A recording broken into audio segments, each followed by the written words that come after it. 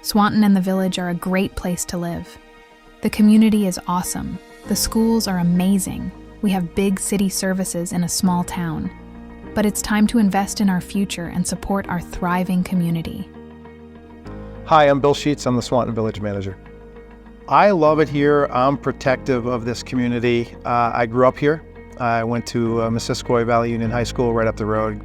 My job is my role. I work for the trustees. I work for the community. This building, Swanton Municipal Complex, 121st Street, was built nearly 50 years ago.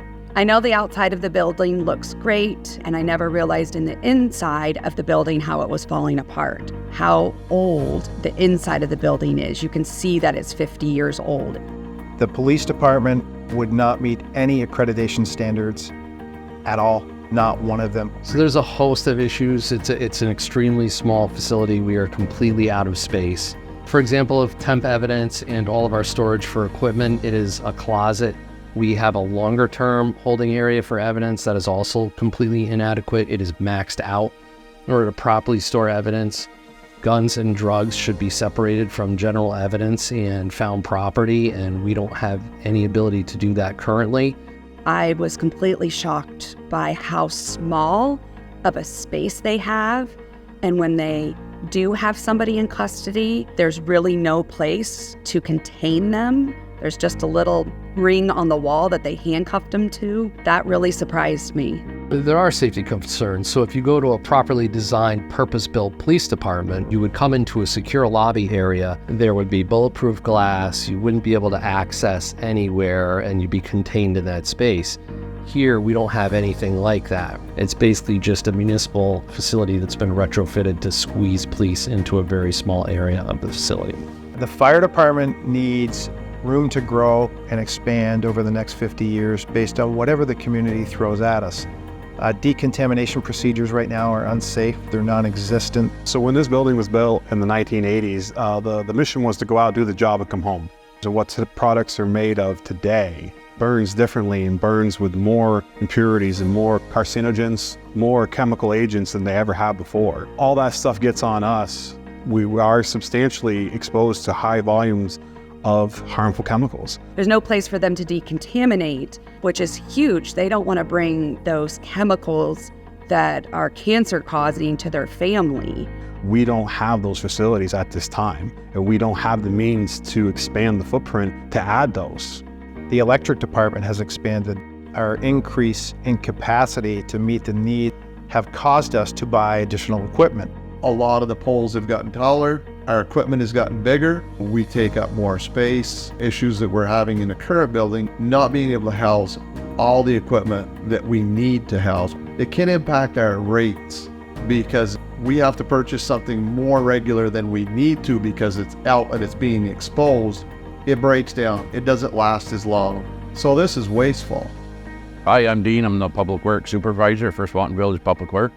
So when you're coming through here, you really got to put your back against the door and you really got to tuck it in because you'll hit switches. We broke a couple switches before and they're not cheap. This switch right here got caught on a jacket when we were coming through, and that switch is almost $500. It's a safety switch. So these stripes are painted on the floor and I have a stripe on the wall. When this vehicle drives in, these tires have to be on this or a couple inches that way. In order for me to go through here to get to that, I have to crawl through the funnel of the plow, any one of us. So we gotta bend down and we gotta squeeze it and we gotta tuck it in. Actually, last week we just went out and I was just coming in and I was getting out and I wrapped myself in the head and I got a black and blue on my head. It's really tight. And it's full of equipment. And I see also the storage space. They're full. They're full. The public has to be aware, if nothing is done at this time, the services might be decreased. We're growing, and our infrastructure is not growing with the community. And now we have a unique opportunity to create a new public safety facility to remodel the existing facility.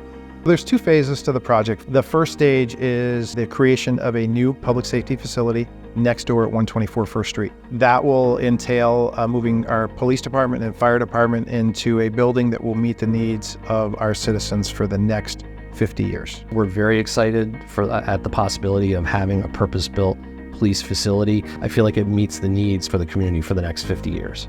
The overall benefits to the new building is really going to set the foundation to have a healthier quality of experience for the passionate individuals that serve their community as firefighters, but also expand to future needs to wherever the community may ask us to go.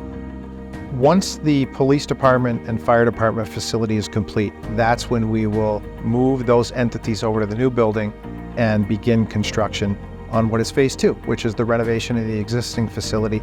We want to expand a little bit on the front end. We want to put a covered walkway. We want to put better lighting and better accessibility. We're cognizant of the fact that the impact for the voters fiscally is every year that we delay this project, it's going to increase by $750,000 to $1 million. The impact for the village voters on the bond, your rates are going to go up. What we hope is going to happen is we're going to expand police services to the town and other nearby communities, and you're going to see that tax burden level down or be neutral. We expand further, your tax burden is going to decrease over time. We're well aware that we're asking a lot of you, and that if you want to create a vibrant community, it must start with public safety. Yes, you need mental health services, education, buildings, businesses. You need all of that. I don't know how you have any of it if you don't have public safety. I really hope that other community members support this bond, that they want to continue these services for our children and the future generations to come.